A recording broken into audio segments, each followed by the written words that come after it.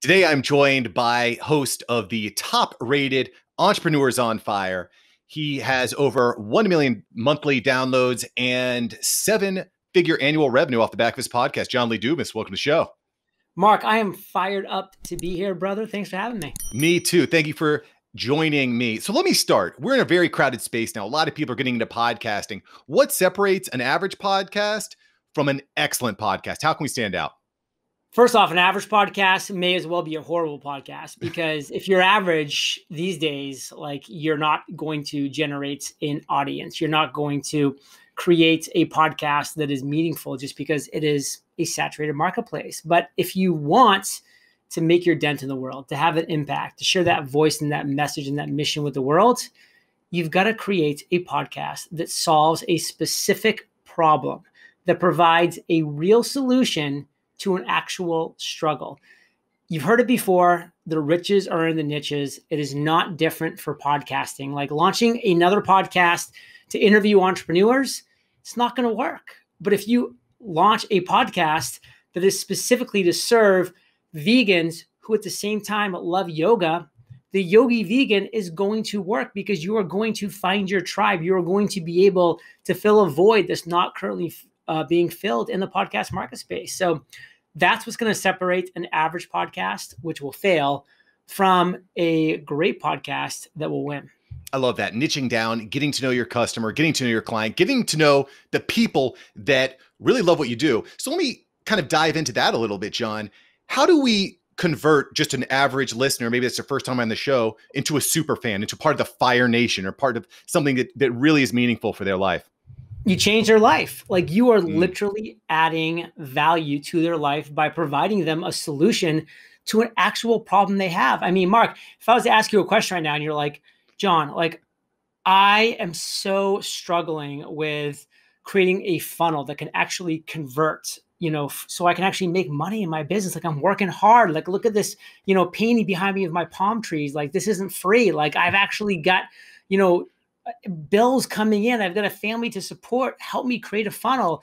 And then I go, well, listen, Mark, I've got a completely free funnel course. It's 8 videos. It's going to take you through a process of how to create your first converting funnel. And it's free. It's called Funnel on Fire. Here you go, my friend. And then if I give that to you, it's free. And then that works for you. Like, do you not think that you will become that raving fan that you just mentioned? That's where the gold is. I love that. So kind of providing just as much value up front as possible. So people are like, John's giving me all this stuff for free. What can I get in the mastermind course or in his special community? I think that makes a lot of sense. And that's something that Gary Vee's a big fan of, giving away your best stuff for free, because people will just get hungry and hungry for more. Thanks for sharing that. So you've obviously had a long journey, been podcasting for many years, JLD. What was that aha moment for you? What was the time in your history where you just said, this is it. This is the aha moment that just really made the difference in your business? It was launching the podcast. I mean, it was literally walking down the street, listening to a podcast, being like, you know what? These episodes are so good when people are interviewing entrepreneurs about their successes and their failures. Like, I'm learning so much. I'm going to go home right now and I'm going to find that daily podcast that comes out 7 days a week with a new episode, with a new interview with a successful and inspiring entrepreneur, because that's the show that I need right now in my life. And Mark, I went back to find that show. It did not exist.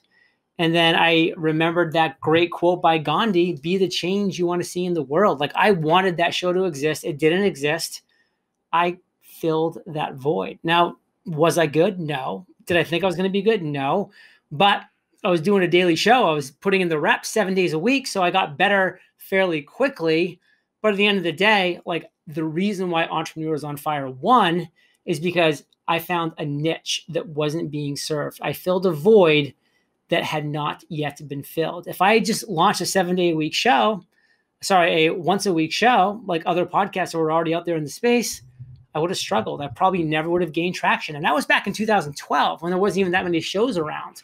So you can see why right now it's even more critical than ever to really identify one problem that your podcast is going to solve. That makes a lot of sense. And it's certainly very difficult to do. I think it's really easy to get caught up in that. Well, someone's already done it. It's already been done. But I think that it's just really important that you dig in, right? You dig in, you start finding and listening to the people in your community, which honestly is a little bit of a challenge, I think, in podcasting, right? Because you post a podcast and most of the platforms don't give you a lot of feedback back, right? It's not like on YouTube where you post a video and then there's a ton of comments. How do you get that feedback from your community, John? Engagement is not easy in the podcasting world. It takes time to build an audience to a size where you actually are getting feedback, where you actually are getting comments. It's tough, but I love the quote that the higher the barrier, the lower the competition. And if you really realize that, you'll realize that, hey, it is tough to build an audience to a level where I'm actually getting engagement, but it's tough for everybody. And so most people are going to give up. And since I'm not going to give up and I'm going to get over that barrier, I'm going to win at my level. And so that's a really important and critical thing to realize. And then I can just say, you have to be asking for the engagement. You have to be giving a reason for people to engage. Like a huge, piece of advice that I give people, because it's a huge mistake a lot of podcasters make, is they say something along the lines of, all right, if you get a chance, go back to my website because I have a newsletter. You can sign up for my newsletter, blah, blah, blah. Like, who's going to sign up for a newsletter just for the sake of a newsletter? Like, who needs more emails in their inbox? Like, nobody's raising their hand right now. What people need are solutions to their problems. So your call to action at the end of your show should be an incredibly valuable and specific call to action that's going to be solving a real problem. Like, for instance, one of my calls to action, and I have 8 that I rotate on my show, is, hey, listen, I've done over 2,600 interviews. I know that most entrepreneurs struggle accomplishing goals. So I created a completely free goals course for you, freegoalscourse.co. Go check it out. I will teach you how to set and accomplish a goal with this free course. Go check it out, freegoalscourse.co. So I'm giving them an actual reason to go to sign up for this course. And guess what? Now they're in my now they're on my email list. They're part of my subscribers. They're getting more value, more content from me. And I'm able to ask them questions in my email sequence like, what is your biggest struggle right now? So in that way, now I'm engaging with them because I'm asking them a direct question. They're giving me a direct answer on their struggles. And I'm able to really start the engagement in that way. But with just these kind of vague, broad, and not very specific calls to action, people are really struggling. Yeah, and I think one of the smart things you can do with that, so let's say, like you said, you've got 8 different calls to action for your various shows. If someone's like, okay, this is the call to action, I'm going to sign up for that list.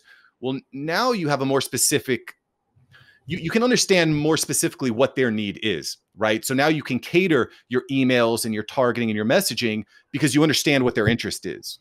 Right? You can understand what their problem that they need solved is, right? So somebody that gets on that email list is going to be getting emails specific to goals. Somebody that gets on my free podcast course list is going to be getting emails specific to podcasting. Like, you have to customize and segment things out to speak to that individual's specific struggles. Like, that's the core, that's the key. And you can do it with the tools that we have these days. It just takes a little forethought, a little effort. Once the systems are in place, they're in place. So let's lean into that a little bit more, John.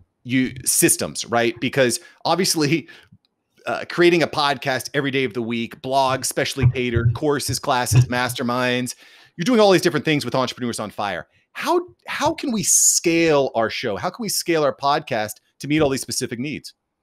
Should you scale? That's the question. Like, a lot of people are just stressed about scaling and growing and how do I market this better? And I'm like, well, your podcast sucks. So you're going to scale and get more earbuds and earballs on this podcast that sucks. Like, how about you first focus on your craft? Like, how about you first create a good podcast? How about you first create a show worth listening to? And then things will grow naturally and organically. And, maybe you shouldn't be scaling and growing at a high speed right now because you're just not ready for it. So you need to be building the right way, not just the fast way. So when you want to, pour a ton of energy and potentially money and effort, into a marketing plan, and people are going, they're like, oh, this show's bad. And then they're gone. Like, that was a complete waste. Like, you want to make sure that you are building the right foundation, working on your craft, honing your skills, becoming good at what you do, so that when people do find your show or when people do listen, now they become your evangelists. Now they go to their friends and their family and they're talking about your show, and you're getting these now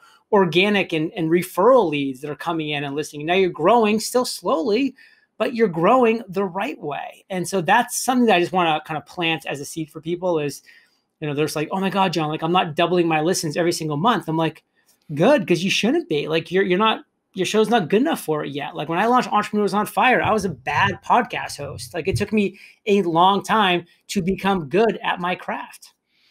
Yeah, you think about, oh, I'm going to become a doctor. You don't just wake up one day and you start opening up someone's chest and diving in, right? Like you have to work on it. You have to hone your craft. So we've talked a lot about niching down and how important that is in a crowded space. John, what are some audio tips? What's the number one audio mistake that you hear people making in their podcasts?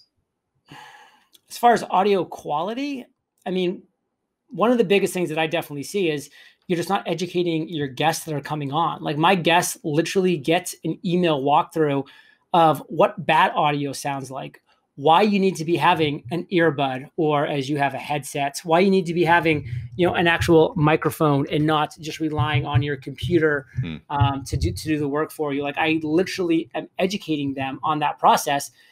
And I let them know, I'm like, this is for your sake. Like when you sound bad, you look bad and you sound stupid. And like, you don't want any of those things. Like this is your chance to really make a good connection, a valuable introduction to my audience. I have over 1 million listens per month. You've probably never been on a bigger stage in your life, and you probably never will again. Why would you not make the most of it? Yeah, it makes a lot of sense. And quite frankly, I've been using Zoom for a while, but I just kind of realized that the quality of audio on Zoom is just, for whatever reason, I think it's gone downhill, because it used to be okay. It used to be decent, but I had to get off that. So now I'm using Squadcast. Yeah. And honestly, when you reached out to me and you shared that we were switching from Zoom to Squadcast, I'm like, good for him. He's figured it out. Thanks. I appreciate that. I'm a little bit inspired by listening to Entrepreneurs on Fire, right? It sounds so good. You know it. Okay, great. So we've talked a lot about creating a great podcast. So one of the things that you've been excellent at is converting these listeners into buyers. And one of the most powerful ways to do that is with affiliate marketing. Give me a tip. Give me a hot take. How can we convert listeners to purchasers through affiliate marketing? What makes you special? How are you executing so profoundly on that? You just have to understand like what a funnel is. And that's the process. Is you're not just going to be like, hello, my name is John, let's get married tomorrow. Like it has to be a process. Like you've got to be introducing yourself to an individual. You're going to be building up know, like, and trust by delivering them free, valuable, and consistent content. And then having them take that next step with a call to action that's giving them that next layer of value. And then as you build up that trust to a certain point, then you can introduce the premium offer. You can introduce the coaching. You can introduce the course, the product, the service, whatever that might be. But it's a step-by-step process. That's how you win. Yeah, don't sell too quick. Just take him out to dinner a couple times first, right? I mean, that makes sense. Or him or her. Just take him out to dinner. Awesome. So, John, if you had to go back, start a podcast today, and it wasn't about entrepreneurship, I'm curious, what would you talk about on your podcast? Health and wellness, just because that's where my focus is right now, and because I'm curious about it, because I'm passionate about it. It would really make for, a better show for me and for my listeners, because that's a couple key ingredients to making a good show. Like the curiosity, the passion, the excitement has to be there, as well as the value, the knowledge, the skills. But I would make sure to choose a topic within that I actually had some knowledge in as well.